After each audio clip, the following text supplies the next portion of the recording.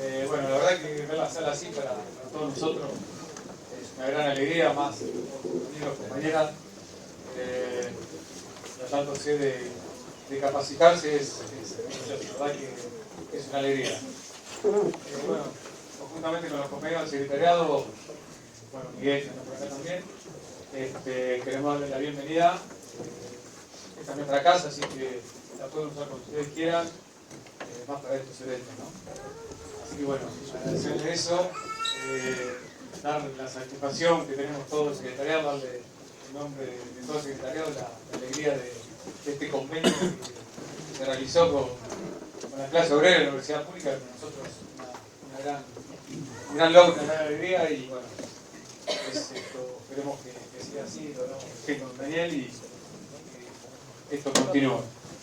Así que bueno, quiero aprovechar más antes de hacer la presentación y pasar, que no es el momento de ustedes de ellos, solamente tengo a Roche y a Miguel, decirles que agradecerles lo que se hizo acá, el plenario del secretario general, cuando tuvimos el problema con el Banco Nación, en la cabeza de ustedes dos, se sesionó en esta misma sala y logramos unas 20.000 firmas, y así el Banco Nación, hoy gracias a Dios, mantiene ustedes dos, bueno, muchas gracias por estar. Le paso la palabra. Hola, buenas tardes, compañeras, compañeros.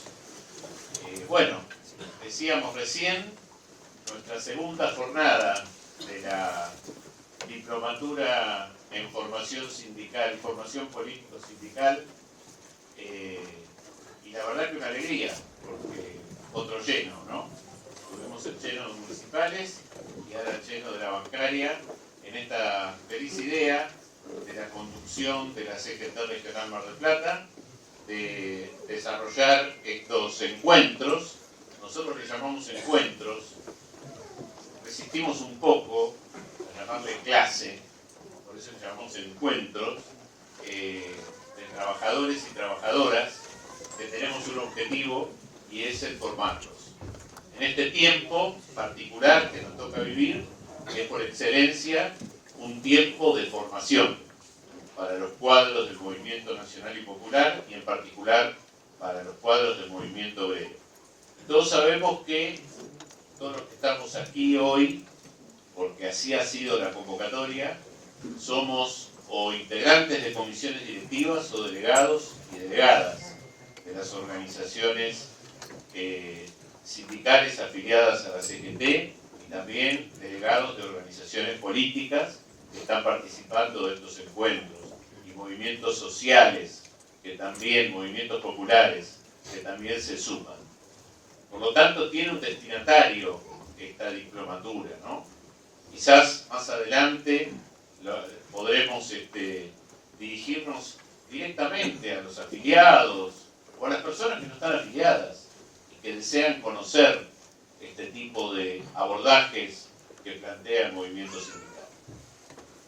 Es un día oportuno para reivindicar el marco institucional de nuestra Universidad Popular, de las y los trabajadores de la CGT Regional Mar del Plata, primera CGT del país, de las regionales de CGT, que tiene una estructura institucional como esta, una universidad popular, que dependerá de nosotros y de nosotras hacerla crecer y desarrollar.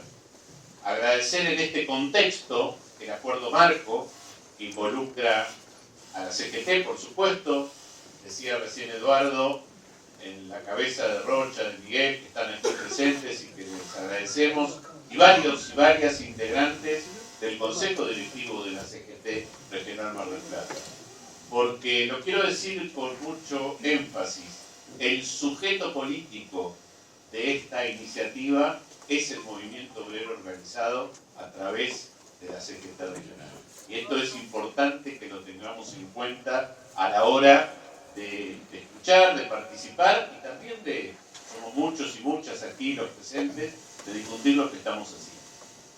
Bueno, participa de este convenio, por supuesto, la Universidad Nacional de Mar del Plata, que es la que nos dio la figura institucional para poder crecer, el Sindicato de Empleados de Comercio, que nos apoya, porque ellos ya tienen funcionando una universidad popular, nos apoya con su con su plataforma virtual, donde ya está cargada la primera clase y el material de apoyo, y después del día de hoy va a estar cargada el segundo encuentro, me salió clase, disculpen, el segundo encuentro. Y también la Fundación CEPES, de larga trayectoria en formación y capacitación, que es parte de este acuerdo estratégico. Entonces, en este marco, quería darles la bienvenida, como dijo Eduardo, y particularmente mencionar la presencia del compañero Daniel Busico, delegado del Ministerio de Trabajo de la provincia de Buenos Aires, aquí en Mar del Plata. Daniel, gracias por tu presencia, compañero del palo sindical, como decimos nosotros, importante. Un día especial, quiero hacer referencia a los compañeros de la Unión Obrera Metalúrgica, un día especial, un día en el cual recordamos el asesinato del argentino y peronista José Ignacio Rucci, un recuerdo especial para él.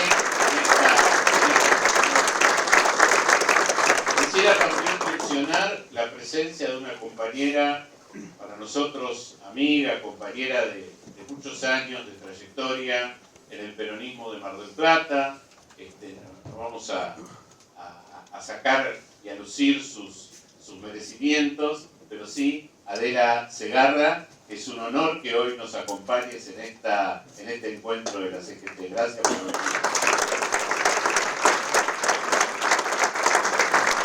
Dice Luis que lo acompaña ella, bueno, pero está presente ahí, sentadita. Bueno, compañeros y compañeras, me toca ahora darle la palabra a un entrañable compañero y amigo. La verdad que es un momento, vieron que uno cuando está con los compañeros, con los amigos, en una reunión o en un asado o en un encuentro, siempre tiene como palabras especiales, porque uno se encuentra con afectos, también con coincidencias muy profundas, ¿no? Pero bueno, este es el caso del compañero que voy a presentar a continuación. Acá hay muchos jóvenes que no lo conocen, que no saben quién es, pero yo les quiero presentar a alguien que es una parte de la historia de la construcción política del movimiento nacional y del peronismo en la quinta sección electoral y en la Argentina, y en particular también en Mar del Plata, en Ayacucho, donde es él, porque no solamente por los cargos que ha ostentado, que voy a mencionar algunos, sino principalmente por su aporte cualitativo en el análisis político para las y los compañeros. Y creo que ese es el gran mérito de Luis. Juntarse con el Vasco y Larregui era entender un poco más qué es lo que estaba pasando en nuestro país, en el peronismo, en la región. Bueno, Luis tiene un paso por el sindicalismo, porque su origen es allá en Ayacucho, en el sindicato de municipales de Ayacucho, tuvo su pasado por allí. Después Luis Ilarregui fue 2 veces intendente de la ciudad, 3 veces intendente de la ciudad cercana de Ayacucho, senador provincial por la quinta sección electoral, fue diputado nacional, por lo tanto tenemos un diputado nacional mandato cumplido. También compartimos con él algunos días en la intervención federal en Santiago del Estero, después se nos fue y se volvió, algunos cargos en el Ejecutivo, y lo último, en el periodo del 2019, en realidad casi 20, en plena pandemia, hasta 2023, hasta el 10 de diciembre de 2023, fue el embajador argentino en Cuba. Nosotros creímos en el análisis junto con la mesa de gestión de esta Universidad Popular, que después de haber escuchado al rector de la universidad, era interesante escuchar un actor político que vivió de cerca todas estas instancias y que estoy seguro nos va a ayudar a interpretarlas. Luis, un honor que estés aquí con nosotros y muchas gracias. Te dejo con los compañeros y las compañeras.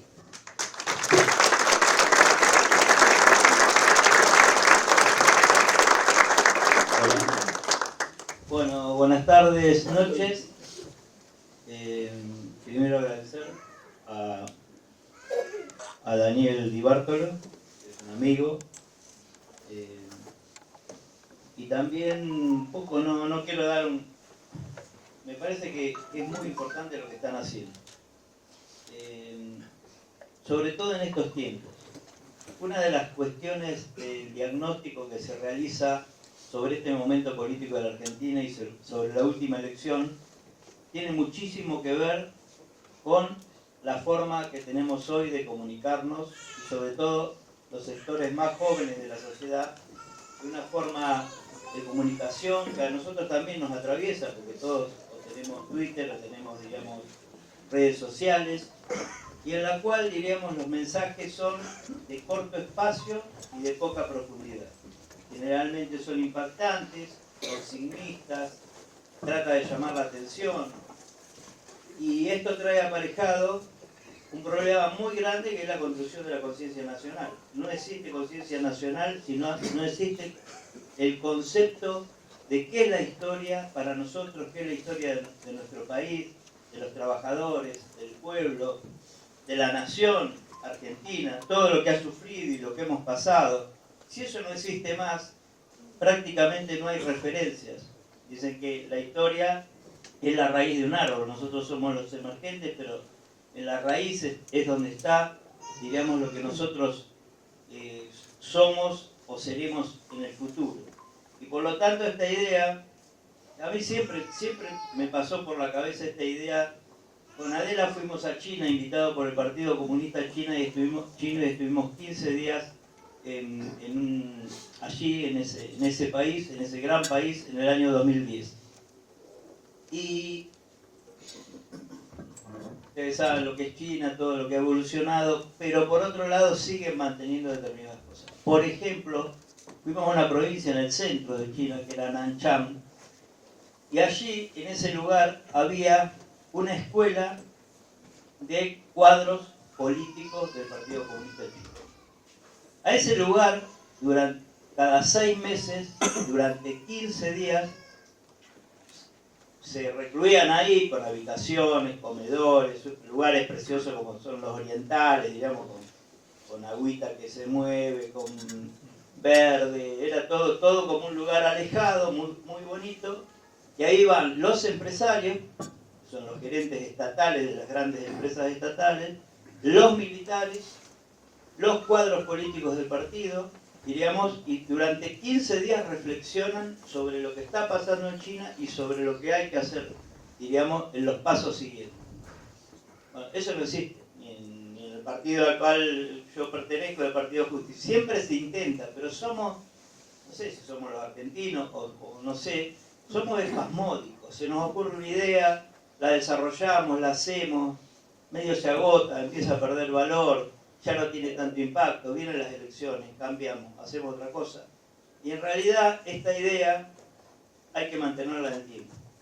Cuanto más debatamos, cuanto más pensemos, cuanto más critiquemos también, critiquemos de una forma medida, todo en su medida y armoniosamente, decía Perón. O sea, vamos a construirnos como mejores cuadros políticos, como mejores dirigentes, también como mejores ciudadanos. No es necesario que alguien sea dirigente, uno puede, diríamos, no es conformarse, sino ubicarse en el lugar y ser un delegado gremial, ser un sindicalista y tener un concepto de conciencia, porque el tema, además, no es la información.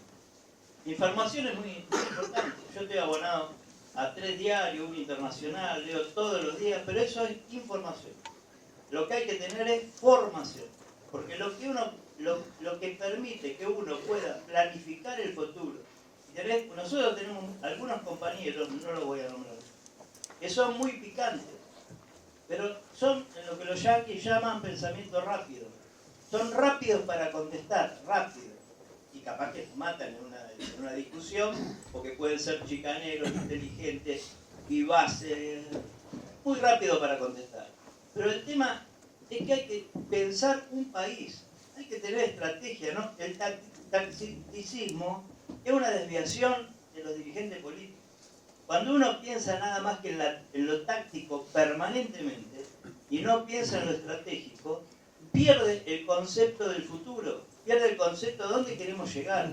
A veces no es para dentro de un año, alguna vez yo dije una frase que fue hasta criticada, porque yo dije cuando me sumé a Kirchner, yo estaba con Duhalde, la senadora, había sido reelecto senador provincial, y yo planteé en ese momento el tema de que el peronismo había creado la verdad número 21, el que pierde es traidor. Y ese concepto, o sea, es jugar con el ganador. O sea, uno tiene que jugar con el ganador. Cuando yo me sumo a Néstor Kirchner en el año 2000, mi planteo fue, yo quiero perder, porque no quiero perder mi dignidad, quiero perder electoralmente. Si pierdo, pero voy a perder con mis principios, con mis pensamientos, con lo que quería cuando era mucho más joven, y por lo tanto me parece que hay que construir nuevos paradigmas desde el punto de vista de los militantes. O sea, no tanto cargo, no tanto lucha, lo digo yo que tuve todos los cargos, soy sincero, y cuando hay que pelear por cargo, hay que pelear por cargo. Pero uno no puede especular permanentemente con ese tema, porque es incorrecto. Bueno, como Adela ya estará diciendo, todavía no empezó la charla mía. Bueno, soy un poco discursivo, vamos a decir de alguna manera. A veces es un defecto y a veces es un defecto. Como decía Daniel, también me une a ustedes mi origen.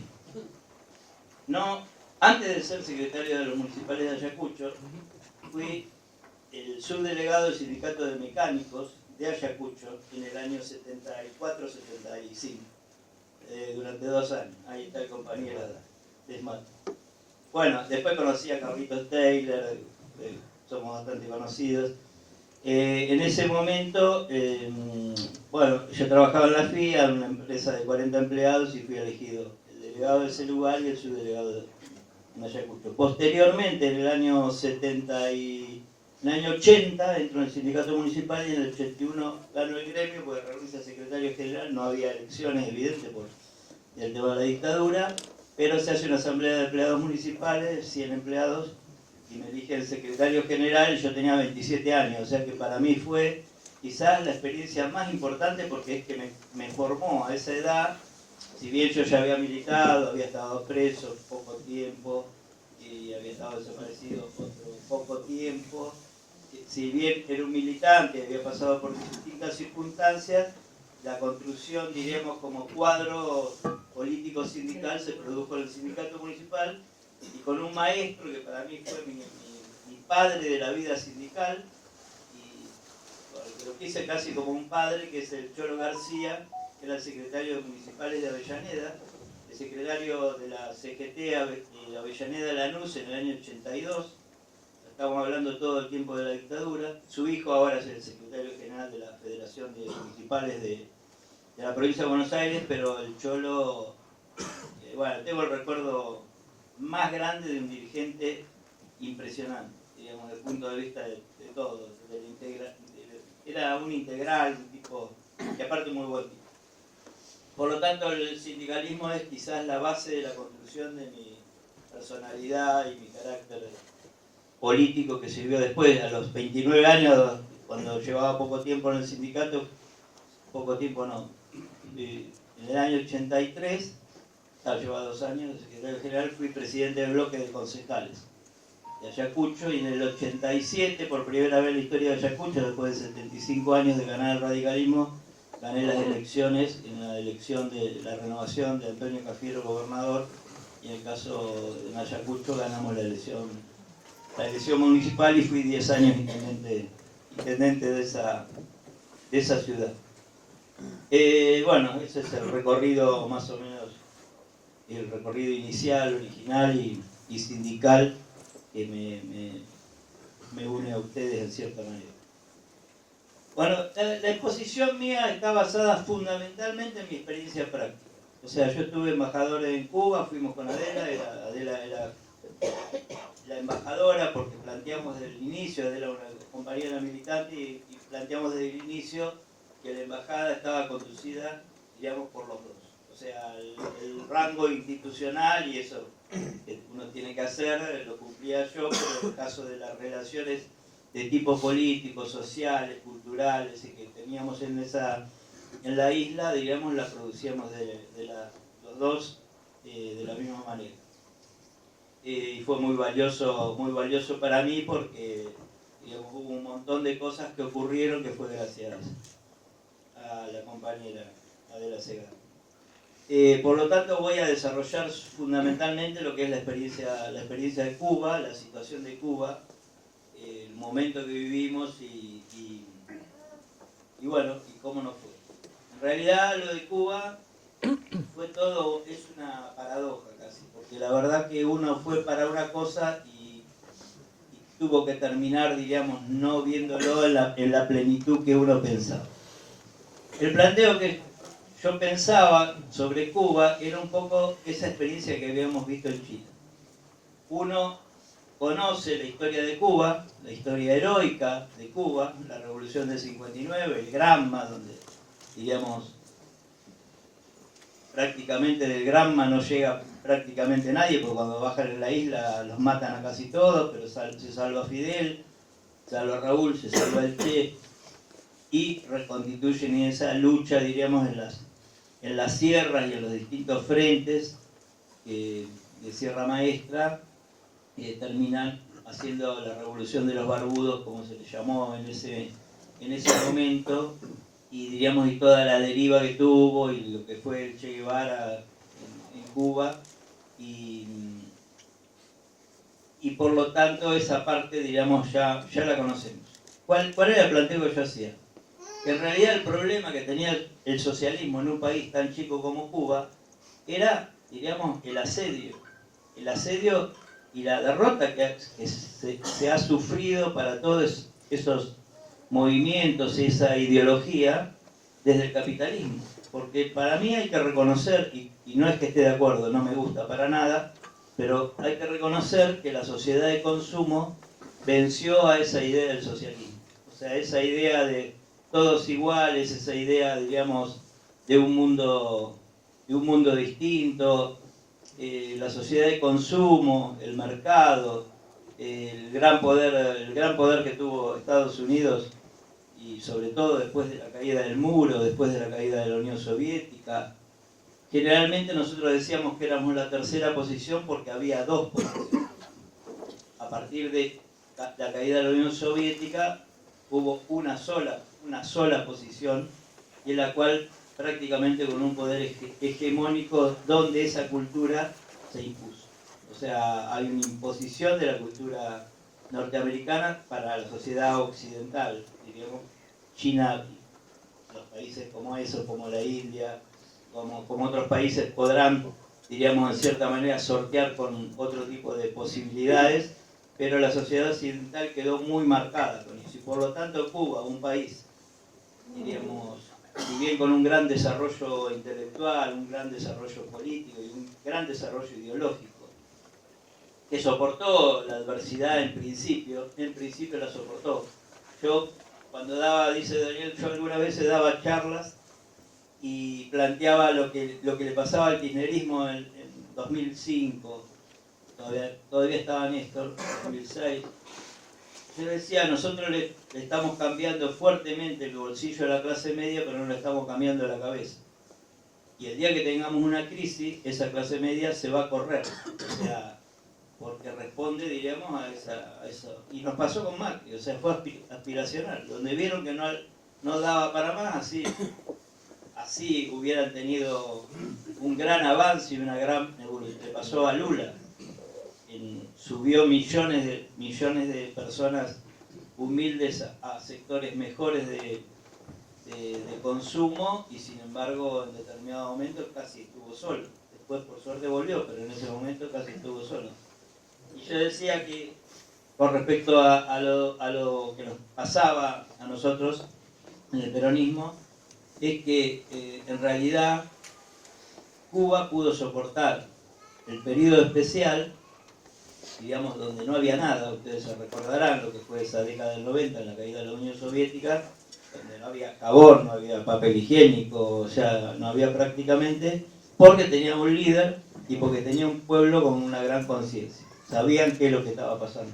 La gente, desde que eran niños, en las escuelas, o sea, podían interpretar la realidad y podían aceptar que esa gran idea del socialismo, esa gran idea, en cierta manera estaba sufriendo, diríamos, un debilitamiento absoluto con la llegada de Gorbachev y Yeltsin a la Unión Soviética, que posteriormente ahí se cambia para ser Rusia y los Estados Federados. Por lo tanto, eso es muy valioso lo que pasó en Cuba, es muy valioso. Es muy valioso un líder, un pueblo, una conciencia, una cultura, una educación muy elevada, una salud de primera, o sea, un montón de cosas que son un ejemplo y que todavía quedan, ¿Cuánto tiempo más? No sé, pero un cubano, yo he asistido, por ejemplo, a escuchar a 3 cubanos que eran guías, uno andaba con rusos, el otro andaba con italianos, estaban haciendo buceo, yo estaba sentado ahí, y los tipos, estoy hablando antes de la elección, un año y pico antes de la elección que ganó Milei, y las 3 personas estas discutiendo si Cristina podía ser candidata o no ser candidata. O sea, y planteándose, no, le decía, no puede ser candidata porque la justicia no la va a dejar. Yo los miraba y a mí me llamaba la atención, porque es lo mismo que nosotros habláramos, no sé, qué sé yo, de quién puedo decir, de Uruguay, decir, ¿y qué te parece el Frente Amplio Legal? O sea, ellos tienen una, diríamos, primero que han tenido educación superior y han tenido una muy buena educación, y aparte es como que se involucraron mucho en la política, por eso los que se van y van a la Florida, como dicen ellos, y se van a Miami, terminan siendo legisladores, terminan siendo alcalde de Miami, o sea, porque todos están como politizados, o sea, tienen mucha política. Entonces esta idea de ir a Cuba tenía que ver con que en este mundo complejo y en este mundo donde el capitalismo había tomado la iniciativa, ¿quién iba a ser el Deng Xiaoping? Deng Xiaoping Mao es el padre de la patria de China y Deng Xiaoping es el modernizador de la República China. O sea, es una cosa contradictoria porque en la revolución cultural que hace la esposa de Mao, que se llamó la Banda de los Cuatro, a Deng Xiaoping lo ponen preso y después los 4 van presos, después de la muerte de Mao, la esposa de Mao con sus otros 3 compañeros se van presos y Deng Xiaoping se convierte en primer ministro y plantea la modernización, o lo que ellos llaman el socialismo con peculiaridades chinas. O sea, esta idea, diríamos, de que ellos, ¿qué es lo que plantean? Ellos plantean que Marx, cuando plantea la revolución socialista o la llegada al socialismo, en realidad lo hace desde el punto de sociedades de desarrollo capitalista, o sea, posteriores a la industrialización. O sea, para repartir tiene que haber mucho para repartir. Y ellos lo que dicen es, las 2 revoluciones que se hicieron socialistas fueron en 2 bases agrarias, Rusia y China. Por lo tanto, nosotros estamos volviendo al principio y vamos a industrializar China, vamos a producir y vamos a llegar dentro de 100 años al socialismo. Cosa que nosotros ninguno vamos a ver seguramente, pero bueno. Entonces esta idea de ir a Cuba era ver si en Cuba íbamos a asistir a un proceso, diríamos, de apertura y en cierta manera de la iniciativa privada, de la cual había estado muy, muy cortada durante todos esos años, porque era todo del Estado. Hoy Adela decía, no, porque Raúl contaba, Adela que me decía, me daba letra para esta charla, decía, porque Raúl en el 2010 permitió que los barberos fueran autónomos. O sea, que cortaba el pelo era del Estado, eran todos empleados del Estado. Eso iba a cambiar, indudablemente. O sea, tenía que haber alguna cosa. Entonces fuimos a ver eso, y también por otro motivo, porque la política internacional es hermosa. Bueno, Perón decía, lo que hay que fijarse siempre en la política internacional, que es la que interesa, y a partir de ahí vamos a saber nosotros qué es lo que estamos haciendo.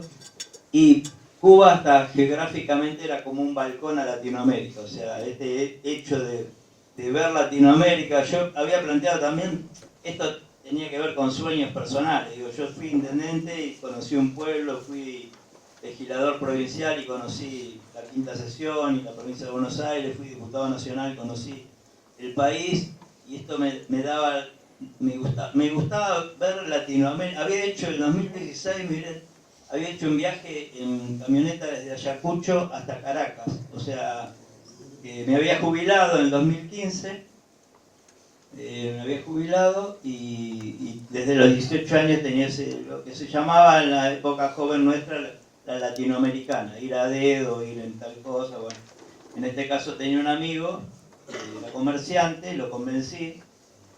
Es difícil convencer a alguien irse 2 meses, pero bueno, por suerte él lo hizo. Hicimos 20.000 kilómetros y fuimos también a Galápagos, 1.600 kilómetros en avión hasta las islas de Ecuador, esa isla que está donde fue Darwin, donde viven especies todavía muy antiguas. Navegamos el Amazonas durante 4 días y tuve un pantallazo bastante grande de todo lo que es Latinoamérica y lo hermoso y lo extraordinario que es Latinoamérica y lo vivo que es Latinoamérica y lo necesario que sería que fuera un gran país Latinoamérica, con una sola moneda, con un solo parlamento, con con consejos de Estado no sé, son sueños que lamentablemente, como va el mundo, cada vez parecen más lejanos y más difíciles, ¿no? Entonces, bueno, esta idea de ir a Cuba tenía que ver con todo este panorama, este mapa, digamos, sobre todo porque ahí también había estado el Che, que tiene la referencia de los cubanos sobre el Che muy grande, pero además había estado alguien que yo quiero mucho, admiro y con el único quizás que me emocione aún cuando veo alguna jugada que hace, que era Diego Maradona, que vivió 6 años en Cuba y bueno, para mí también eso era importante ir a Cuba, de ese país.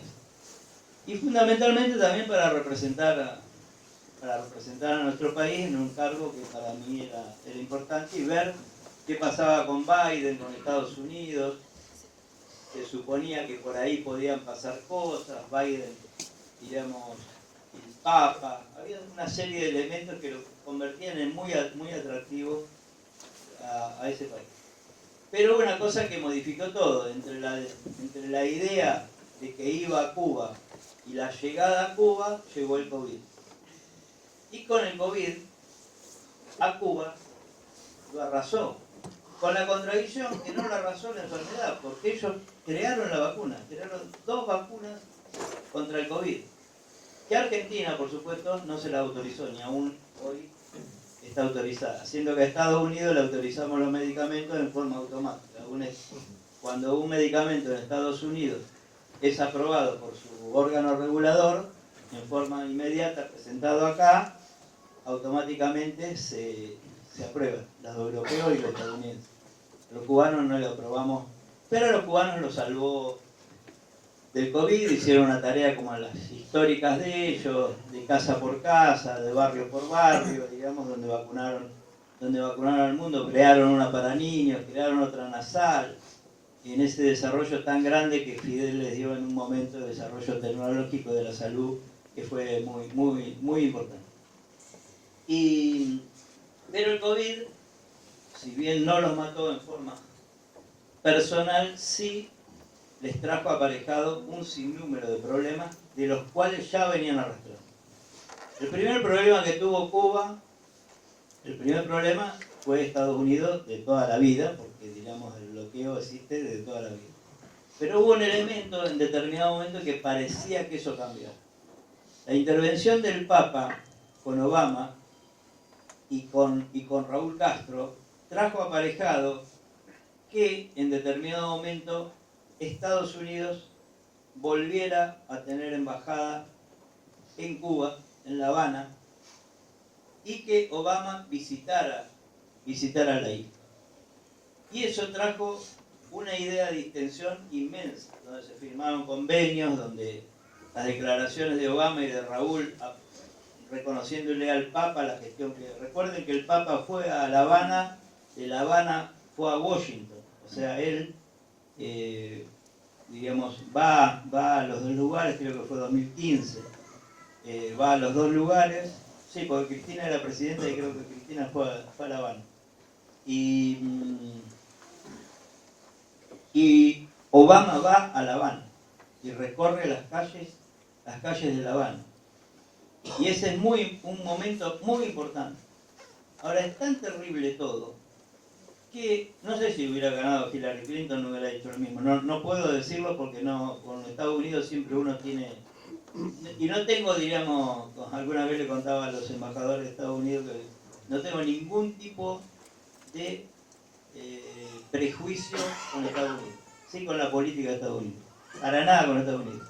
La cultura que he mamado yo desde niño tiene mucho que ver con las películas que veo tienen mucho que ver con eso, la música que escucho tiene que ver con eso. No tengo, al revés, me gustan muchas de las cosas de ese país, eso, música, literatura y cine.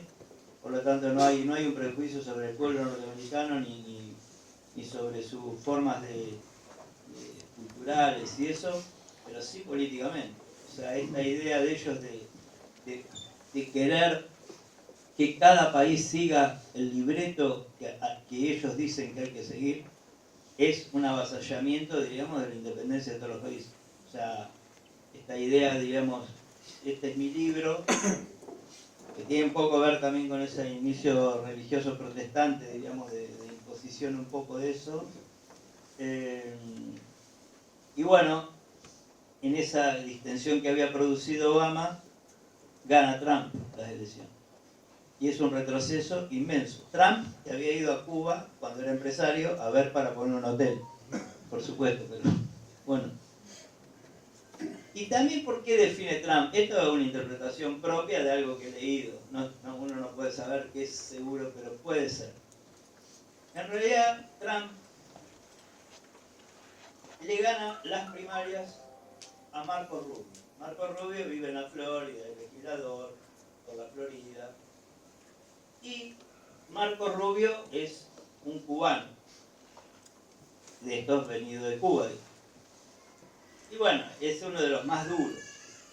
Marco Rubio, Salazar, que es una mujer, son los más duros, los que siempre están declarando terriblemente. Bueno, también declararon algo, no sé, pidieron la cárcel de Cristina, también no declaran solamente contra Cuba, sino que se encargan de declarar, es la ultraderecha. Supongo que estarán con Milei en este momento, no me cabe duda. Y Marco Rubio, cuando gana Trump, Marco Rubio es sumado. O sea, Trump que habla con el que perdió para que le dé los votos latinos, fundamentalmente cubanos americanos, de la Florida. Ustedes recuerden que la Florida fue porque este es un problema que tiene Cuba muy complicado, muy complicado. Yo creo que puede estar cambiando, hay que ver. Pero recuerden que hubo una elección, creo que fue Al Gore, que pierde con el hijo de Bush, de George Bush hijo, y que duró durante muchos días, y hay una película extraordinaria sobre eso. Ustedes que están internacionales, pero tienen otra materia también, pero es extraordinario porque hay todo un movimiento de los republicanos, porque hubo una confusión en la forma de votar, sobre todo de los jubilados, de los viejos, no sé. Hubo una forma de votar, y Al Gore iba ganando las elecciones.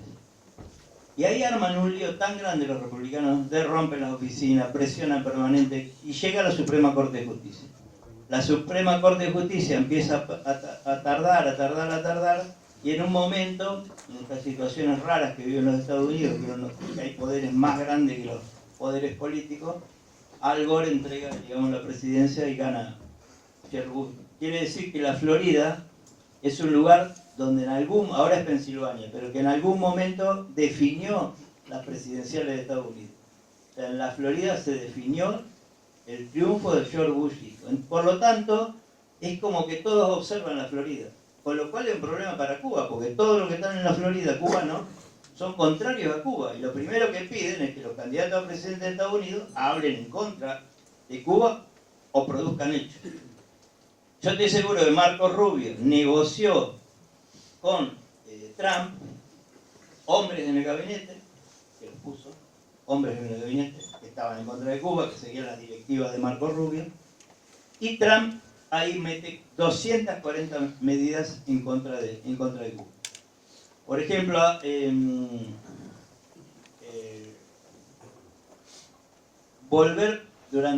había una ley, Helms-Burton, que durante 23 años nunca se había empleado porque siempre había algo que la frenaba, que es que si algún norteamericano, cubano, el que fuera, tenía una propiedad en Cuba antes de la Revolución del 59, tenía derecho a reclamar en los juzgados de Estados Unidos esa tierra, o ese lugar, o ese edificio, o eso lo que fuera. Lo cual les voy a contar, por ejemplo, una cuestión. El aeropuerto de La Habana está reclamado por alguien que vive en Estados Unidos. Y dice, no, eso eran de mi abuelo. O sea, porque además es derechos sucesorios. Bueno, pero no solamente eso. O sea, Trump, por ejemplo, cuando llegó Obama, abre una oficina de la Western Union. Cuba, como muchos países de Centroamérica, y como algunos países latinoamericanos, como en el caso de Ecuador, tienen mucho dinero de remesa. De los hijos que se van, trabajan en otros países. Por ejemplo, México debe tener entre 60 y 80 mil millones de dólares anuales de remesa de mexicanos que viven en Estados Unidos.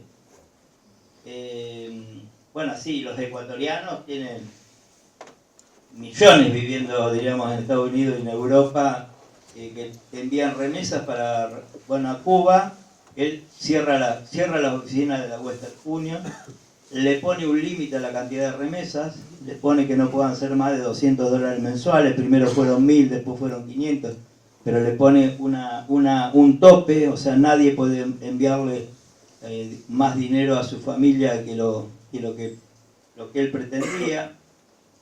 ¿Qué más? Bueno, hay un montón de elementos. Ya le dije 240 medidas que en cierta manera ahogaron.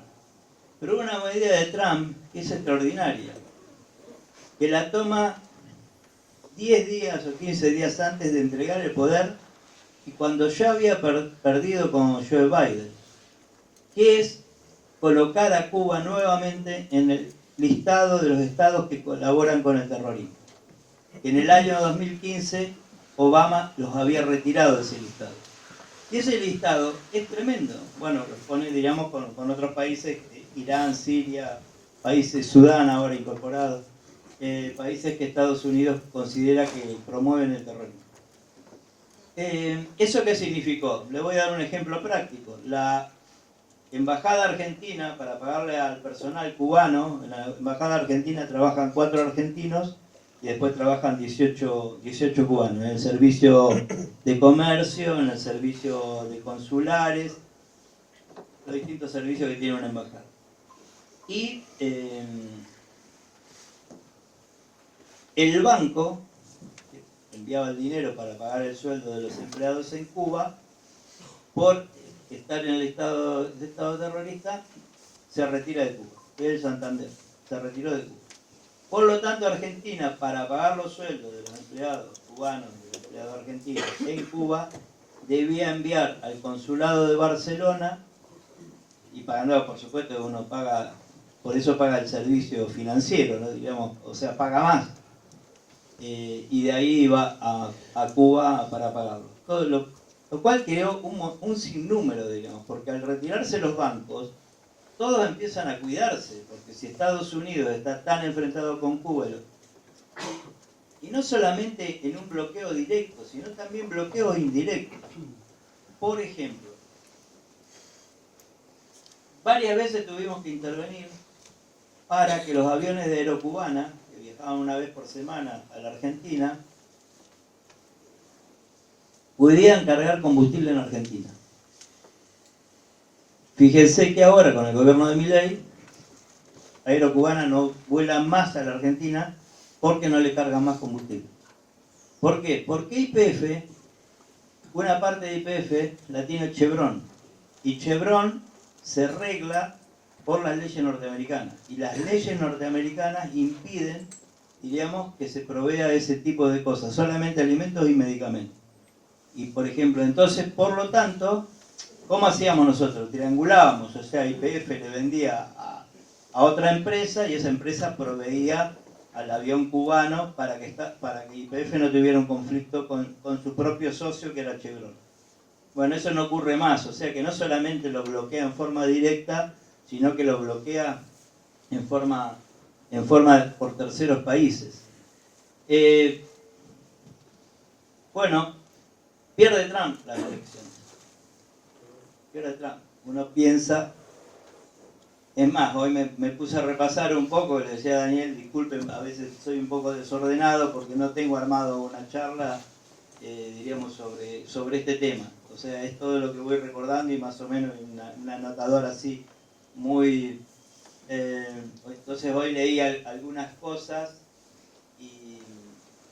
y antes de que cuando gana Biden, lo que se supone es que podría haber, al haber sido el vicepresidente de Obama, una recuperación, diríamos, de las políticas que había llevado Obama, donde Obama había dicho, llevamos tantos años de bloqueo, no ha servido para nada, el pueblo cubano está cada vez peor, no existe ninguna modificación, vamos a buscar otro camino. Fue la idea, buscar otro camino.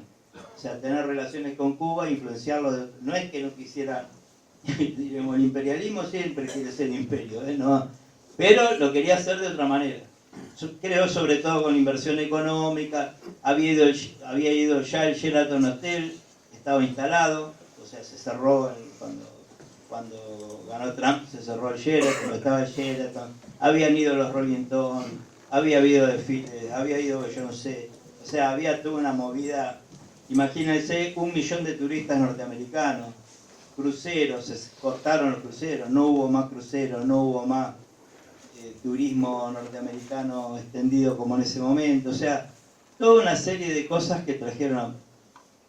Ahora Biden era, voy a decir una barbaridad, que no salga de acá, pero era de la Rúa. O sea, Biden no tomó, con respecto a esto, ningún tipo de medida con audacia o valentía. O sea, él dejó que transcurra. Y en el medio, bueno, pasaron, como dijo Mauricio, pasaron cosas. O sea, en el medio, con el COVID se cae el turismo absolutamente. Con Obama llegó a 5 millones de turistas. Y para darse una idea, en el primer cuatrimestre del año 2018, 1.850.000 turistas. En el primer cuatrimestre del año 2021, en el primer cuatrimestre, 85.000 turistas. O sea que de los ingresos que tenían de 4.500 millones de dólares, pasaron prácticamente a cero. Ese fue un problema muy grande. El segundo problema que tuvieron, que tiene prácticamente una dimensión parecida, el de las remesas les conté, el de las remesas ya se los conté, el bloqueo, digamos, la parte financiera cómo afecta.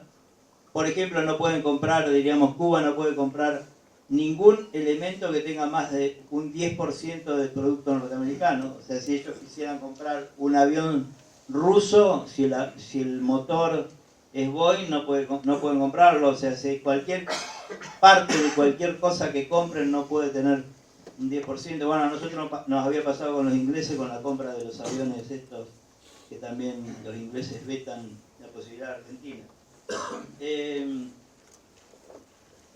Y ahí nos encontramos en un problema muy grande, que a veces Argentina lo vive, que es la falta de reservas, y ahí hay un cambio de moneda justo, con una mala suerte también porque tendría que haber retrocedido, modifican la moneda, la llevan a un peso con 24, o sea, un dólar 24 pesos Cuba. Cuando movieron eso, y en el medio del COVID y la falta de reserva, les trajo aparejado, diríamos, que suba el dólar y haya inflación. En esta idea que la inflación cuando sube arrastra el valor de los precios, sobre todo en un país como Cuba que importa mucho. Cuba importa el 80% de lo que consume y produce el 20%. Por eso voy a hablar de un cuarto elemento. El tercer elemento es los servicios sanitarios. Cuba, al tener tan buena salud, tan buenos médicos y mucha cantidad de médicos, porque digamos tenía mucha cantidad de médicos, pero ¿qué pasó? Ganó Bolsonaro, 10.000 médicos cubanos, que el cual el Estado cubano cobraba, no sé, $5.000 por mes por cada médico cubano que estaban en el Amazonas, en distintos lugares. Bolsonaro los echa. Yanine Áñez en el golpe a Evo Morales, 1.000 médicos cubanos los echan a todos. Lenín Moreno en Ecuador, cuando traiciona a Correa, los echa a todos los médicos cubanos que estaban, y ahí cae también el servicio sanitario. O sea, bloqueo, turismo caído, remesas caídas y en este caso los servicios sanitarios. Y la última que voy a decir, porque si no, no sería leal, yo trato, diríamos, de ser cuidadoso con las palabras, pero es interpretación, todo tiene subjetividad. Acá no hay una cuestión, diríamos, de que digamos esto es así, muchachos, porque yo les digo que es así. No. Esto es lo que a mí me parece que pasa. Que lo que en el fútbol llamamos errores no forzados. Cuando el gol lo hacemos nosotros.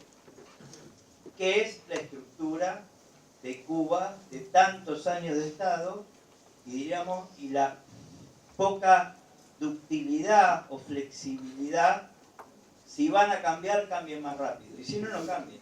O sea, esta idea de que tenemos que cambiar, tenemos que ser Vietnam más que China, tenemos que ser como Vietnam, digamos que ellos, las MIPYMES, las empresas pequeñas y tal, lo convirtieron en un país en Vietnam, pero son vietnamitas. También nosotros tenemos que recordar que nosotros no somos orientales, no tenemos, diríamos, esa idea. Imagínense dirigentes argentinos como en un país como China con 1.300 millones de habitantes. ¿Cómo los conduciríamos? ¿Qué sé yo? No sé, ya hubieran muerto más o menos 300 millones, más o menos. La verdad que es, solamente si sos un oriental puede vivir 1.300 millones y ir todo. Dice, vos te estás corriendo de la fila. Como le hicieron a Jack Ma. Jack Ma es el dueño de una empresa china, de la más importante. Y esta, que es como si fuera Mercado Libre acá o como Amazon. Y Jack Ma hizo una crítica al gobierno chino. Y bueno, le llamaron la atención. Durante 2 meses no apareció Jack Ma, no se sabía dónde estaba, pero después apareció afiliándose al Partido Comunista Chino. Se afilió el hombre, dice que recapacitó, tomó conciencia, se dio cuenta, y fue la persuasión china. Y él, diríamos... Perdón, la estructura política, son 1900, sabemos de diputados. Sí, no, ellos tienen una estructura muy grande y tienen cosas extrañas los chinos. Por ejemplo, los gobernadores no pertenecen al Estado que gobiernan, son enviados por el Partido Comunista, con el lineamiento del Partido Comunista. Porque dicen, no tengan familiares ni amigos, mejor, total, la línea del partido es la línea del partido. Fuimos a una aldea, estoy mezclando China con Cuba, no sé por qué, pero por ahí es interesante, no sé. Fuimos a una aldea chica, nos esperaron todos bailando, muy raro para nosotros, pero, les cuento, éramos mexicanos, bolivianos, cubanos, bolivianos no, mexicanos, brasileños, cubanos, ecuatorianos y chilenos. Era una delegación, seríamos 12, 14. Pero le digo, como yo me rebelé contra los chinos. Pero yo soy sindicalista, les pedí el domingo libre y no me lo dieron.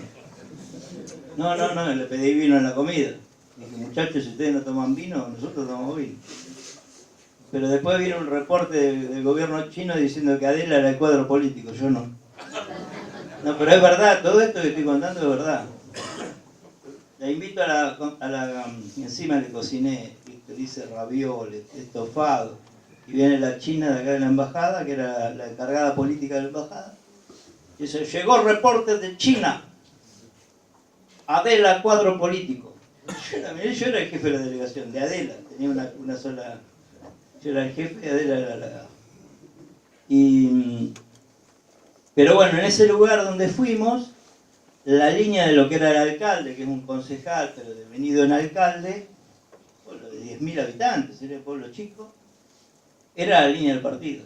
O sea, el tipo, o sea, de Xi Jinping al último tipo que está allá abajo en el político, los tipos es una línea política. O sea, ellos tienen, y bueno, y tienen esas capacitaciones. O sea, ellos tienen idea de lo que pasa, es interesante. Bueno, sigo con Cuba. Entonces nos encontramos en esa situación lamentable, tremenda, en el cual Cuba, Perón decía que diríamos, como decía, no hay que cambiar de caballo en medio del río, ¿no? Y bueno, ellos cambiaron de caballo, ellos intentan llevar una transformación económica. Por ejemplo, les voy a decir, hoy hay 11.000 MIPYMES, 11.000 pequeños emprendimientos productivos, de la nada que no había en el 2010, 11.000 es mucho. Es más, el permiso para las MIPYMES surgió cuando nosotros estábamos llegando, o en ese tiempo, ¿no? Más o menos, ahí enseguida hubo 3.800, pero cada vez hay más MIPYMES. Ahora, ¿cuál es el problema que veo yo?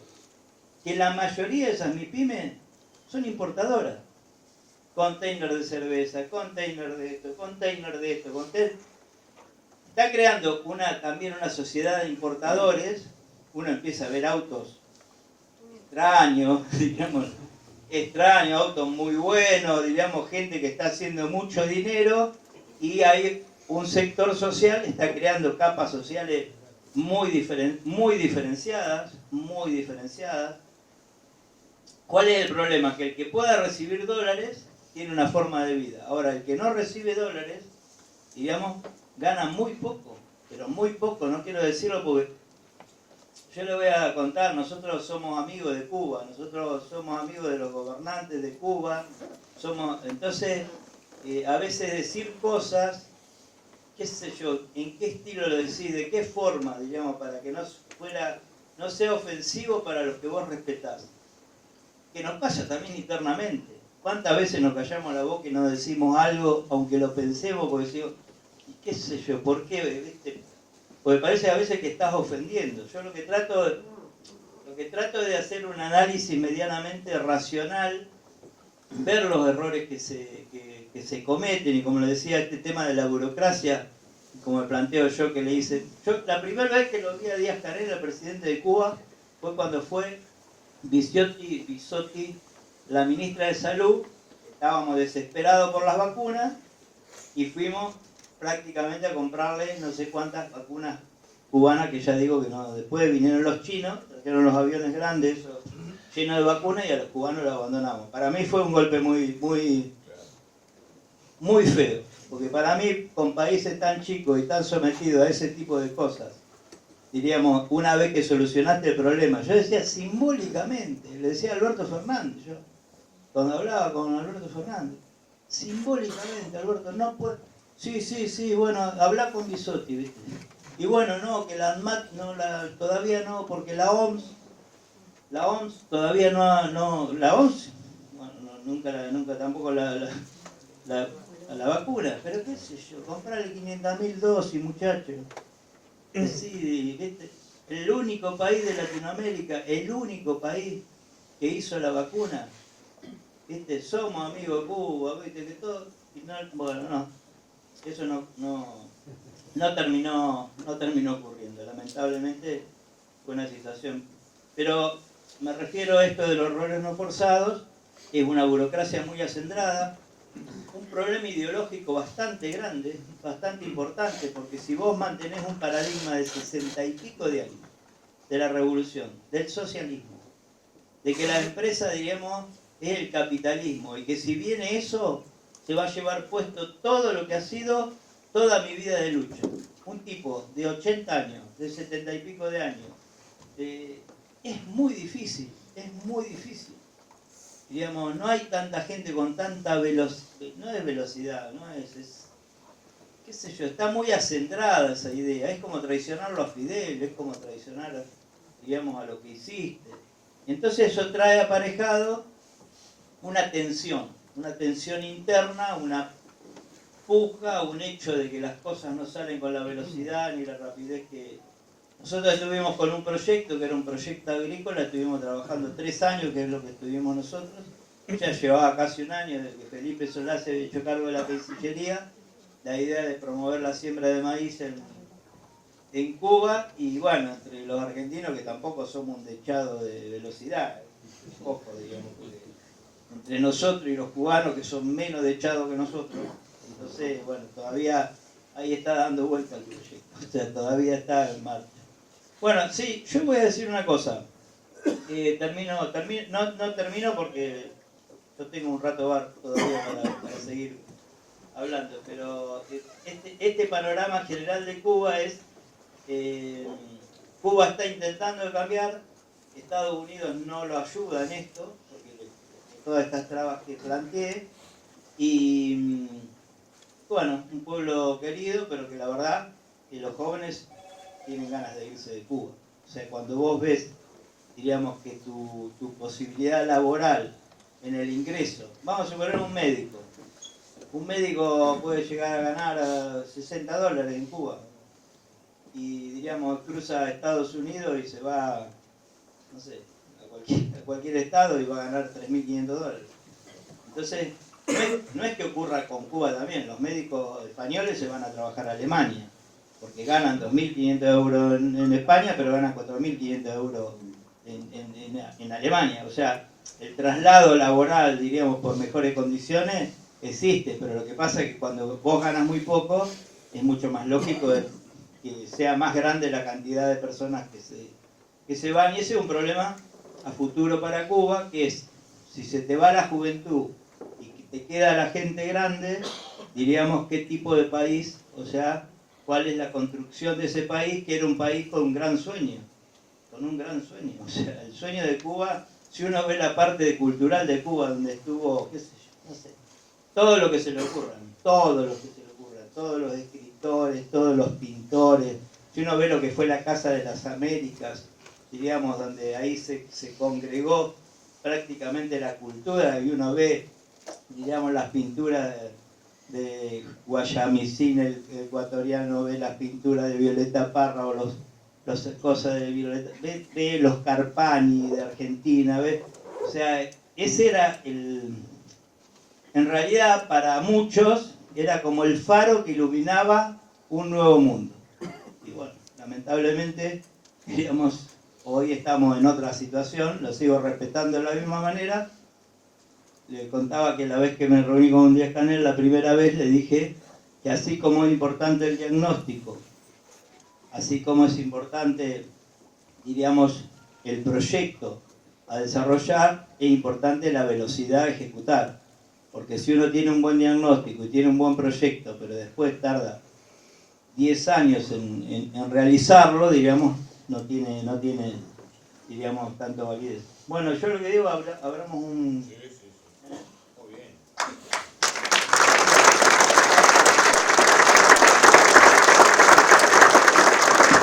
Vamos con las preguntas. Levantamos la mano, yo arranco con una.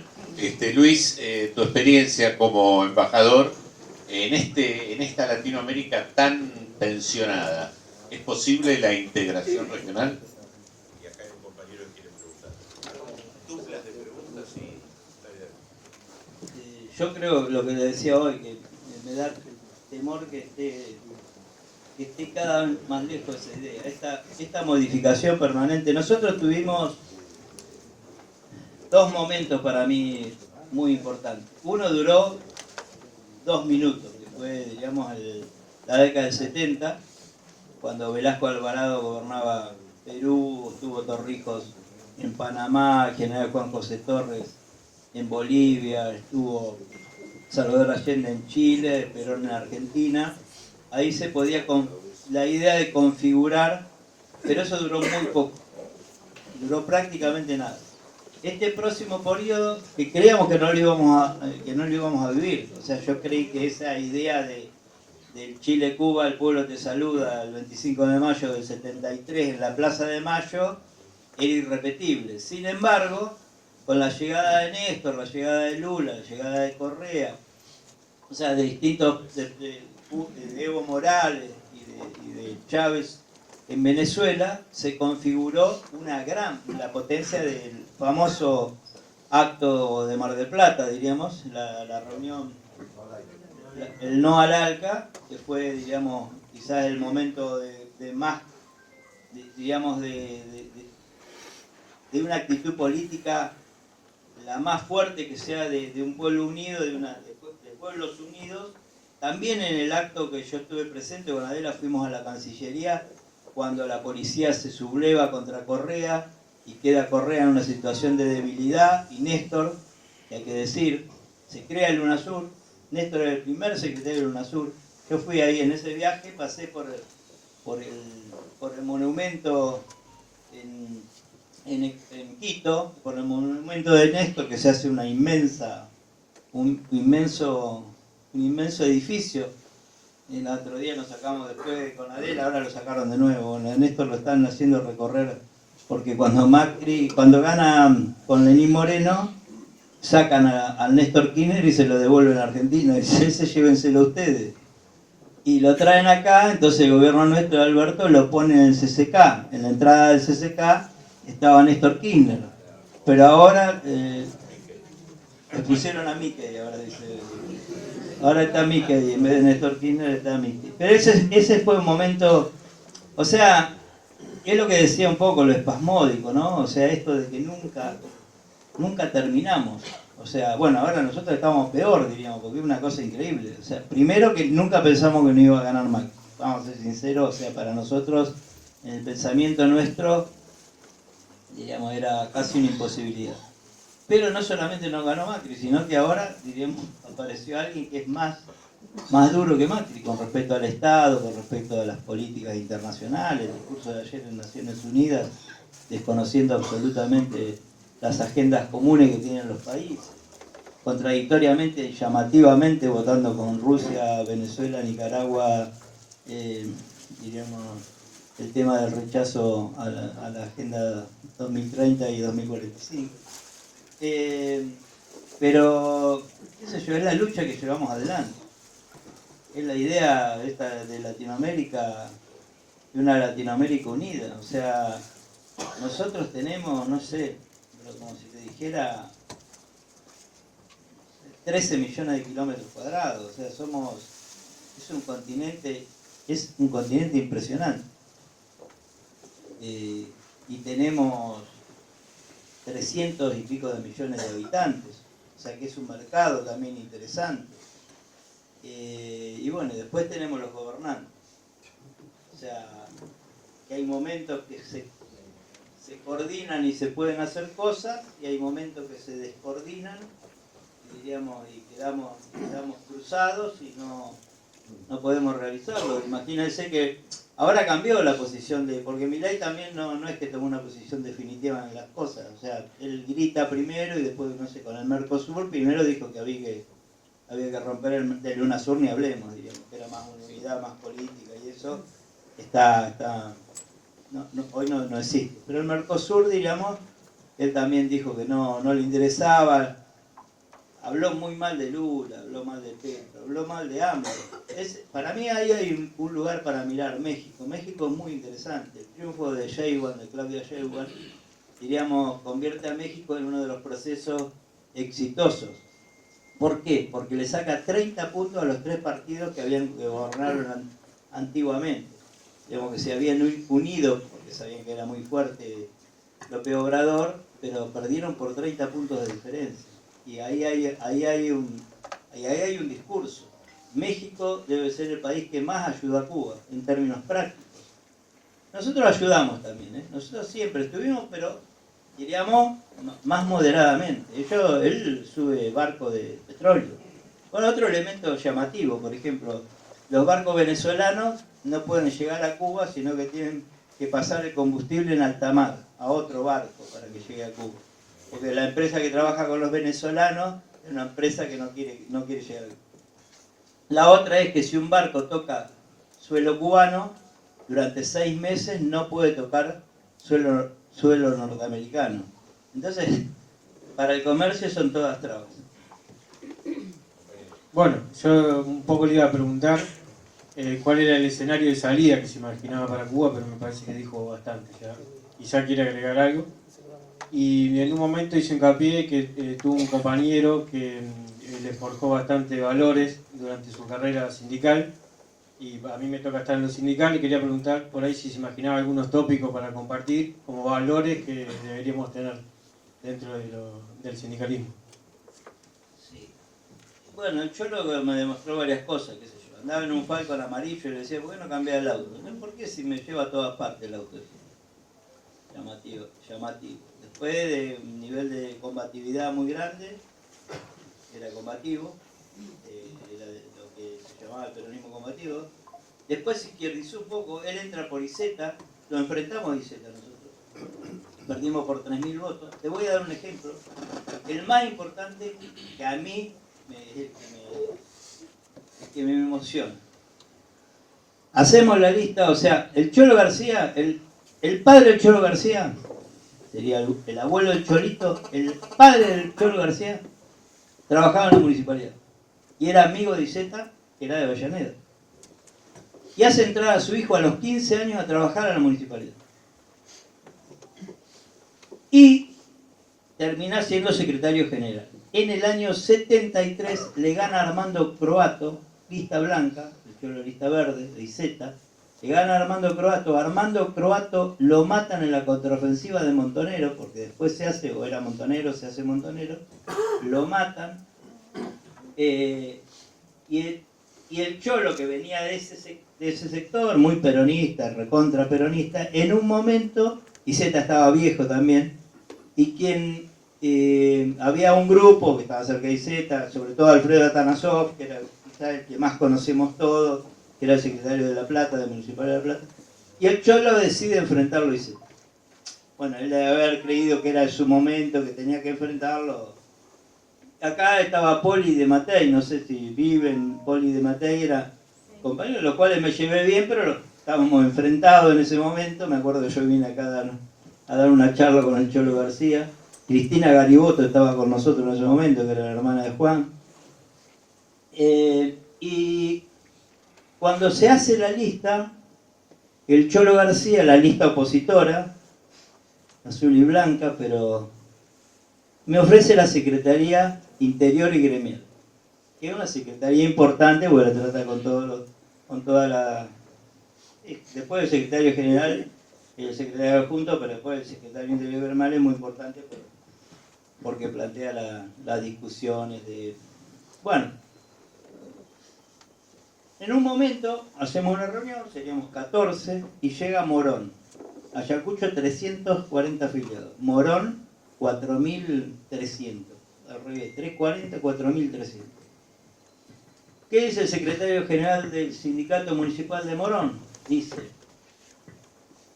bueno, compañero García, nosotros hemos decidido sumar al gremio porque no estamos de acuerdo, que esto, que lo otro, bla, bla. Pero Morón pide la Secretaría de Interior y Gremial. Yo digo, bueno, ahora me llama aparte, me entrega, porque yo lo entregaría al Cholo, pero de acá a la China, si viene Morón, pero yo, olvidate. Y el Cholo dice, disculpe compañero, disculpe. El secretario de Interior y Gremial va a ser el secretario general del sindicato de Ayacucho. Yo te juro, yo no lo podía creer, no podía creer que tuviera... Morón fue secretario de Cultura, no es que se fueron y nada, le dieron la Secretaría de Cultura. Y para mí, ese fue un hecho, diríamos, recontra enaltecedor de alguien, diríamos que por mi cercanía a él, porque Morón se había sumado, yo era el hijo del Cholo García, digo, porque yo iba todos los meses, me reunía con él, porque lo quería muchísimo, esta es la verdad, y porque me enseñaba, y porque veía una... Ustedes imagínense que yo soy de un pueblo rural, de 20.000 habitantes, o 20 y pico tiene ahora. Pero eso era acceder a Avellaneda, o sea, acceder al conurbano, a esa visión que nosotros los pequeños burgueses de clase media siempre tuvimos un poco, diríamos, disminutiva del hombre del conurbano. y descubrir un mundo, voy a decir una barbaridad, pero mejor que el que vivimos nosotros, en el interior. Mejor.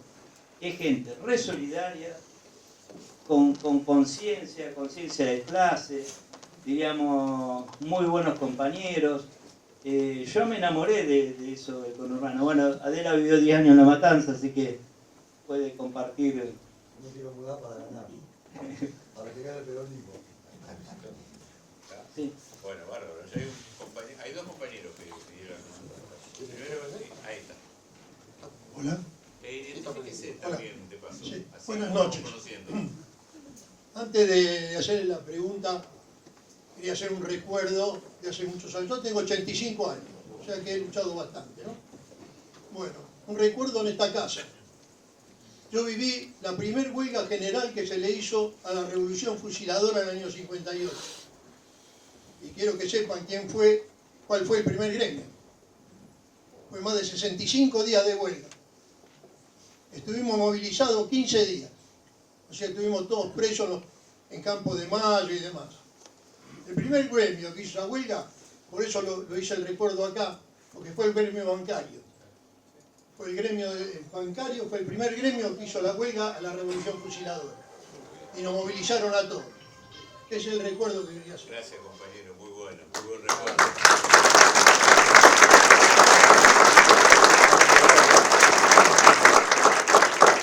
Después quedé cesante y ingresé Luz y Fuerza. Fui secretario de toda la zona oeste durante muchos años. Y la pregunta que quería hacer sobre Cuba, ya que estamos hablando sobre Cuba, quería saber cuál era la relación entre los dirigentes y el pueblo. Actual. Sí, actual, lógico. Vemos que en este momento Cuba está en cierta emergencia. Entonces quería saber eso.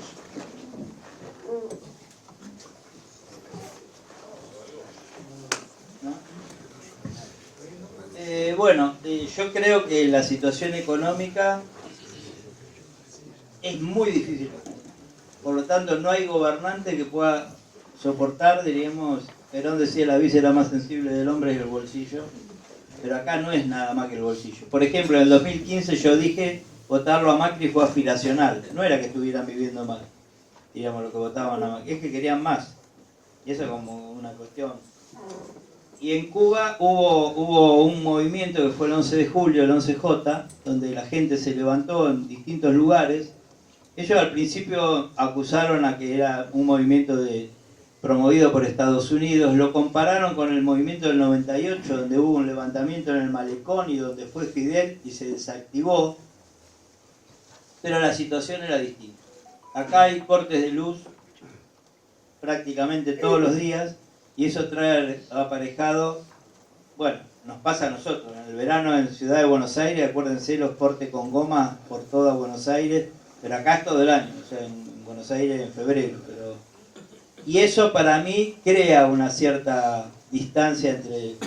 El sistema electoral cubano es un sistema muy bueno, en el sentido de que se vota muy de abajo, del barrio, diríamos, hasta los legisladores. Después los legisladores votan al secretario general, al presidente ahora, se creó la figura del presidente, antes no existía, primer ministro,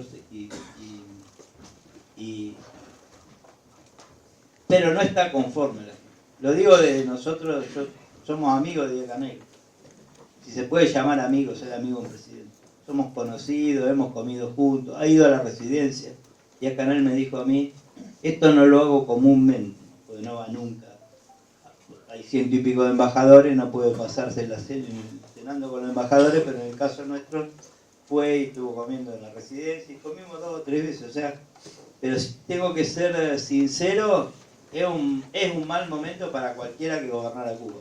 Es un mal momento. O sea, hay una crítica, diríamos, en la gente por la situación que vive. O sea, bueno, eso es lo que puedo decir. Hasta ahí llego. Compañero. ¿Qué tal? ¿Cómo le va? Buenas tardes. Guillermo de Fletero. Mi pregunta es, habla usted por ahí de la integración entre regiones o entre países de habla hispana, que somos muchos y compartimos la lengua, que eso nos aglutina. Pero más que los gobernantes, por ahí, no es la parte que nos compete a nosotros, a los gremios, a la clase trabajadora, aglutinarnos como pueblo y de ahí para arriba, no de arriba para abajo, si bien son menos cantidad. Y no se nota desde arriba viéndolo, que por lo general uno de arriba ve más que de abajo, que se toma como una cualidad la moderación. Y en el mundo gremial, si bien no tengo vasta experiencia de muchísimos años, tengo 41 años, creo yo que a veces se peca demasiado de moderación o demasiado moderado los gobernantes o los dirigentes, y no creo que sea la herramienta que tiene el pueblo obrero o el trabajador. El trabajador tiene una sola herramienta, que es la huelga o el cese de actividades. No tenemos otra, por más que hagas notas y eleves notas. Creo yo que se ha caído en la moderación, tanto los gobernantes como los dirigentes, más los dirigentes gremiales o sociales. Creo que se ha caído mucho en, bueno, vamos a ser moderados, y como que es pedalear sin cadena continuamente. Por ahí me parece que es eso. Te pregunto a vos, que por ahí lo ves de arriba. De arriba me refiero como parte del gobierno en algún momento. Sí, o del escenario. De acá arriba, claro. Estoy en acantilado, yo que está bastante bajo. Bueno, en principio, sí, la unión de los trabajadores, la unión de las organizaciones sociales, la unión en Latinoamérica es importante, pero es cierto que la definición, diríamos, de políticas públicas, fundamentalmente, lo que yo hablaba, moneda única, sin frontera, o sea, es una situación que la modifican los gobiernos. En el planteo de este hecho, que para mí me da la impresión que no hay más revoluciones.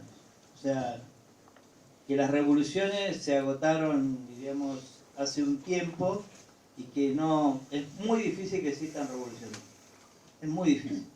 O sea, va a haber modificaciones sustanciales como esto. Uno podría decir que Milei es una revolución en sí misma por lo que está produciendo, pero es una revolución, digo, de tipo conservador, porque para mí él tiene claramente un planteo neofascista en el término político y conservador en el término económico, no es liberal. O sea, es un conservador, quiere llevarnos a la década del 30, diríamos, a tener un grupo muy poderoso de mucho dinero. Sus ejemplos son Elon Musk y Galperín. O sea, son dos personas que son poderosísimas, con muchísimo dinero, con un desprecio absoluto por el conjunto y por el mundo. Con respecto a lo segundo, que yo miro desde arriba, que te lo voy a decir, no es porque lo mire desde arriba. La pregunta tuya era si la moderación es una virtud. La moderación es una virtud, depende del momento que te toque. Yo pongo el ejemplo de dos presidentes y los comparo con el sindicalismo, que son Néstor Kirchner y López Obrador en México. Y Lula, que vino del sindicalismo. O sea, para mí los grandes presidentes son grandes sindicalistas en la vida política. O sea, López Obrador, ¿cómo se lleva con Estados Unidos? Teóricamente los enfrenta, les dice cosas, apoya a Cuba. Ahora arregla siempre, siempre arregla con Estados Unidos, siempre algo saca, siempre algo. ¿Por qué? Porque la tarea de un político, al igual que la de un sindicalista, es tirar todo lo que se pueda, pero que no se rompa. O sea, el Mao alguna vez planteó, ustedes van a decir, bueno, alguna vez pasé cerca del maoísmo, pero van a decir, este está muy cerca de China, pero Mao planteaba este tema del elástico. Decía, el dirigente y el pueblo tienen que estar, el dirigente tiene que estar unido a la masa con un elástico, no con una soga, con un hilo, porque se termina cortando si se va muy adelante o se va muy atrás. Entonces el elástico lo hace que la dirigencia vaya y vuelva siempre hacia la masa. Entonces me parece que no hay que ser moderado, diríamos, o hay que ser moderado en el momento que uno ha ganado y ha conquistado las cosas. O sea, uno no está todo el día en la actitud de pelea. O sea, Uno tiene pelea, reivindicación, retira, acomoda de nuevo al cuerpo, lo acomodamos y vamos por más. Siempre, nunca menos, decía Néstor, siempre vamos por más. Pero bueno, esa es la calidad del dirigente.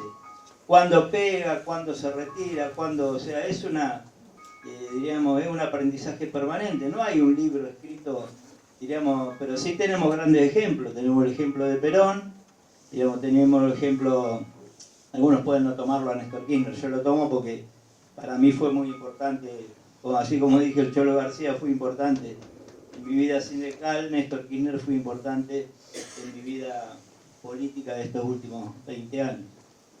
Bueno, hay dos preguntas, acá el compañero y allá. Dale. Hacer a vos y después hacer una yo. Espera, vos tenés el micrófono, ¿no? Dale. Bueno, buenas tardes. Nicolás de la UOM. Nicolás de la UOM. Le quería hacer una consulta. Allá, volviendo a Cuba, ¿no? ¿Existe alguna organización obrera? O sea, ¿hay representación sindical? Y si existe, ¿tiene fuerza, tiene relevancia? ¿Son tomados en cuenta o no? Y viste que el sindicalismo, o sea, yo traté con ellos, acá muchos sindicalistas de la Argentina tienen relación con sindicalistas son representantes de trabajadores de distintos organismos. Es cierto que tienen, no digo una sujeción, pero tienen una línea política, ya gobierna el partido. Y por lo tanto los delegados gremiales también están un poco acordados a ese tipo de lineamiento. Pero existe el sindicalismo, no exactamente con la, digamos, multiplicidad de pensamiento que existe acá, con las formas distintas que tiene cada uno de los gremios, con las características, pero existe, sí. Ay. Bueno, mi nombre es Hugo, soy de uno de los gremios de ANSES, de CECASPI, y una de las preguntas que te quería hacer, medio que te explayaste ya, acerca de lo que es la posibilidad de algún germen revolucionario en algún país. Pero, dado que vos interpreto que sos medio como pesimista en relación a eso, te pregunto si ves en la juventud de Cuba, si ha quedado algo de ese ideario de la revolución cubana. Yo te decía que para mí, en términos generales, la situación es tan compleja que... Bueno, conocimos ya con Adela, conocimos a la secretaria general de la Juventud del Partido Cuba. No anda. A la secretaria general de la Juventud de los que son cuadros allá son cuadros, pero muy buenos cuadros. Políticamente son muy buenos cuadros. La extensión de eso no lo conozco. No puedo tener una claridad en términos de, diríamos, cuánto es eso, qué posibilidades existe de eso. Sí, lo que te decía antes, que su educación política y su cultura es muy importante. O sea, es mucho más importante que la nuestra. La nuestra, diríamos, ha sido una ida y vuelta de tal naturaleza que hoy un joven no sabe lo que piensa. Digamos, nosotros, nuestra edad, nos cuesta muchísimo, diríamos, la forma de comunicarse que tienen, la forma de... O sea, a veces uno sabe que ese es el futuro y por lo tanto querría tener algún poco de influencia sobre ese tipo de cosas, pero nos cuesta muchísimo. Lo que nos pasó, esta rebelión de los jóvenes, diríamos que también tenían problemas con nosotros no estábamos garantizándole un futuro. Estos chicos que votaron a Milei, que es una forma de rechazo a la dirigencia política y sobre todo a nuestro último es equivocado, pero es comprensible. Entonces, digamos, estamos en ese... Esos chicos ya se están retirando todos de Milei también, porque a él la baja que se está produciendo en las encuestas están basadas fundamentalmente no en el voto, porque acá hay un voto muy de derecha, muy conservador, que es el voto de PRO, el voto de Juntos por el Cambio. Ese voto se quedó con Milei, no se fue, no volvió con Macri, se quedó con Milei. Pero a Milei se le están yendo votos del 30% de las PASO y de la general. De ese 30% se le están cayendo los pibes que se dan cuenta, che, ¿a dónde vamos ahora? Porque votamos eso porque no estábamos conformes, pero ahora, entonces se le está cayendo un grupo de jóvenes que están desencantados con Milei también. Así que bueno. Otra pregunta. Acá, compañera Claudia. Hay que te llevan el micrófono, Claudia. ¿Cómo? Te llevan el micrófono. Bueno, hola, ¿qué tal? Tuve oportunidad de estar en Cuba en el 2018, bueno, para ir a una casa de familia, que eso a uno le da la posibilidad de charlar mucho. Bueno, con mi hijo y con mi hija caminábamos, hablábamos mucho con la gente en la calle. Y con respecto a la juventud, retomando algo que preguntaron y lo que vos Luis comentabas, yo noté cierta frustración y decepción. ¿Por qué? Porque la juventud es una juventud muy formada, no solamente políticamente, sino académicamente.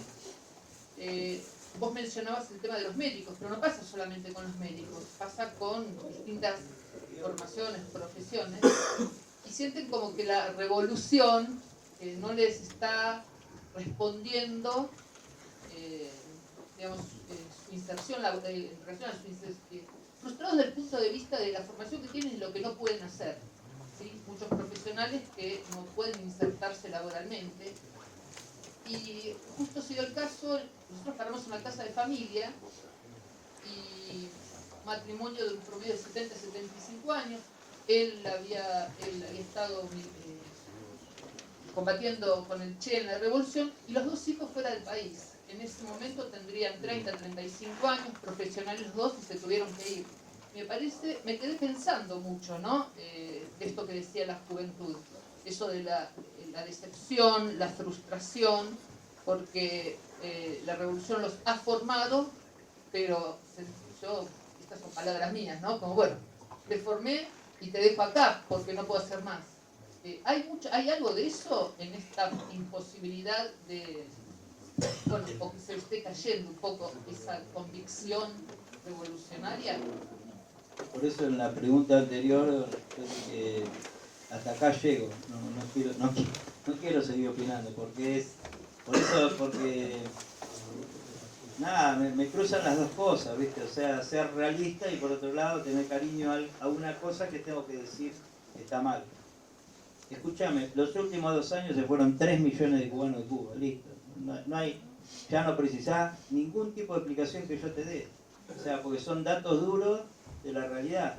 Se fueron 3 millones porque alguna vez yo dije que el pueblo mío, Ayacucho, no podía tener más de 20.000 habitantes y por eso expulsaba, porque la estructura económica de Ayacucho es absolutamente ganadera, de campo, que esto que lo otro, y tiene un techo en lo que es la creación de puestos de trabajo.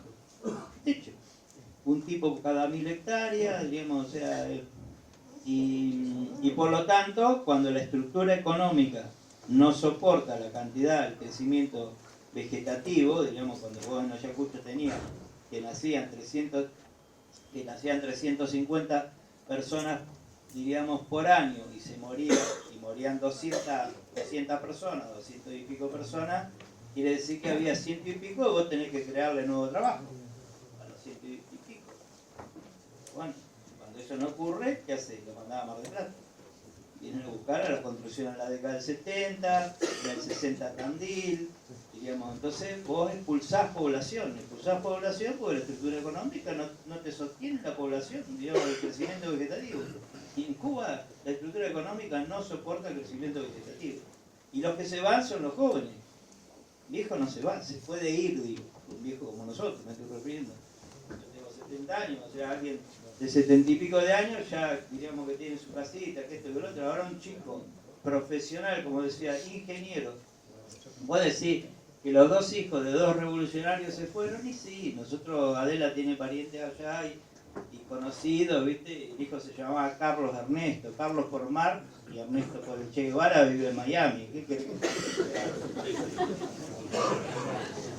que digamos, o sea, es una situación, pero yo te ponía ese ejemplo. Si vos sos médico y tenés la posibilidad de trabajar en otro lugar, me refiero, si vos, esta idea del socialismo del mundo, todo va a cambiar. Si a vos te quitan ese pilar, porque mientras existe ese pilar, y vos tenés objetivos utópicos, y tenés ideales, y tenés un lugar a donde llegar, y vos estás dispuesto a ese sacrificio. Lo hicimos todos. Nosotros fuimos militantes de organizaciones revolucionarias, y uno hacía un gran sacrificio para estar en ese lugar. ¿Pero por qué? Porque creías que el mundo iba a cambiar, creías que iba a ser otra cosa. Ahora es esto, estamos en la puja, en la tensión, avanzamos 2 pasos, retrocedemos 2, volvemos a avanzar, retrocedemos, estamos en una constante. Eso para nosotros, que comemos todos los días, que vivimos medianamente bien, y que a veces, yo no es que sea pesimista, porque yo no soy pesimista, mi vida siempre ha sido optimismo. Y yo sé que tarde o temprano algo va a ocurrir. En el planteo por ejemplo, yo sé que a Milei le va a ir muy mal, lo que no sé es cuándo. Yo sé que un día va a llegar un mundo mejor, más igualitario, con buenos pensamientos entre todos, con buenas personas, con buena educación, con que todos nos vamos a querer, todos vamos a vivir bien. Algún día va a llegar, porque es la evolución de la humanidad. Pero algún día va a llegar. No existe la certeza de cuándo, no existe la certeza, quizás nosotros no lo veamos, eso es casi lo más seguro. Entonces no soy pesimista en el momento actual, no en la evolución de la humanidad. O sea, no soy pesimista en la evolución. Ahora, en el mientras tanto, es lo que te digo.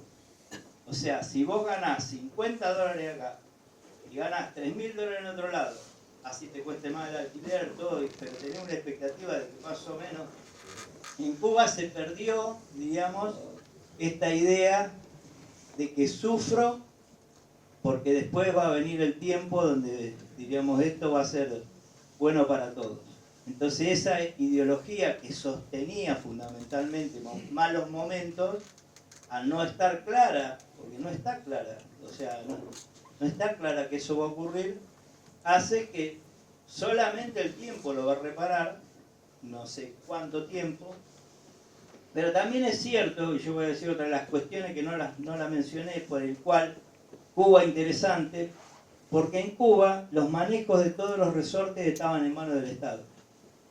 Y por lo tanto, diríamos, existía la posibilidad de que la salida a un sistema de consumo y a un sistema, diríamos, de capitalismo social fuera ordenada y manejada por el Estado y con grandes objetivos posteriores. Los países nuestros, vos decime en Argentina, ¿cómo vamos a cambiar Argentina?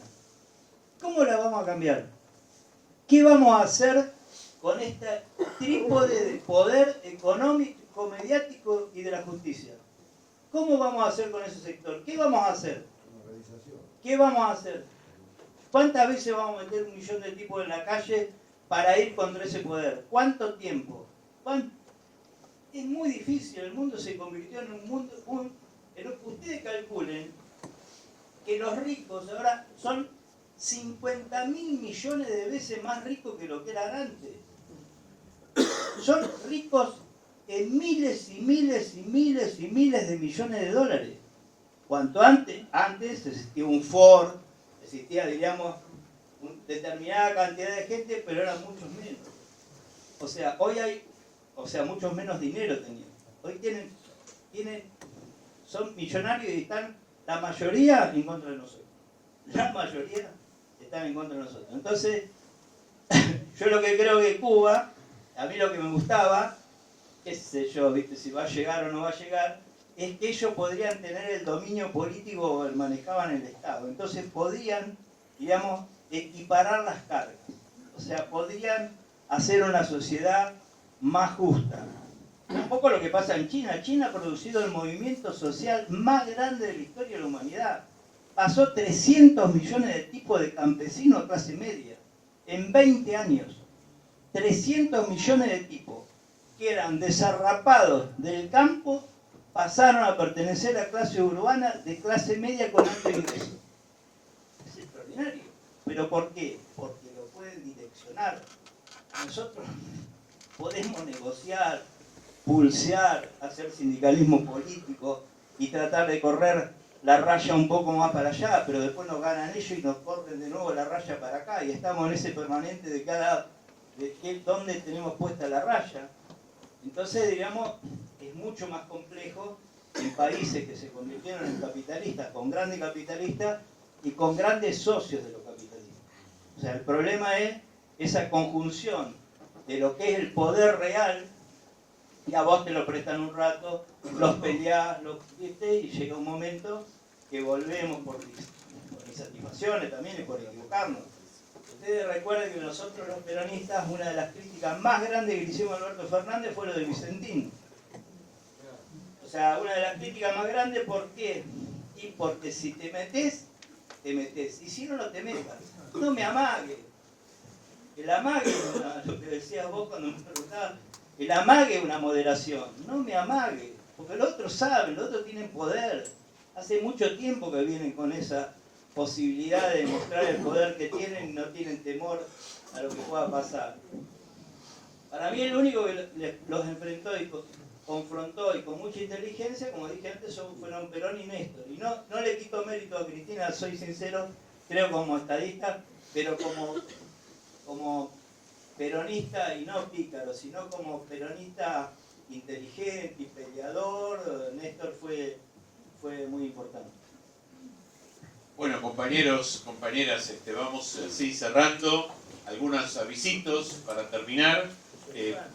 Sí, no tenemos. Lo primero, bueno, dar la buena noticia que con este encuentro terminamos el módulo de política internacional, la parte presencial. Los otros 2 encuentros van a ser virtuales. Les vamos a avisar por el grupo cuando estén colgados en la plataforma. Y que a partir de octubre comenzamos con el módulo que está titulado Derecho, pero en realidad vamos a enfocar los derechos, ¿no? El primero es el 4 de octubre, va a estar a cargo de José Luis Cerillo, que es docente universitario y que ahora está en el Ministerio de Justicia de la provincia de Buenos Aires. Y el 18 de octubre, váyanselo agendando, lo mismo que el 4, vamos a tener la visita del ex ministro de Trabajo y ex embajador, también compañero de Luis en México, amigo, el compañero doctor Carlos Tomada, que va a estar con nosotros, que ya confirmó su presencia para nuestra diplomatura. Así que bueno, firmes entonces en esta instancia de formación. Muy buenas las preguntas, hay que animarse. Y más digo, las preguntas trajeron temas que tendremos que retomar en otros encuentros. Gracias por la presencia y hasta cualquier momento.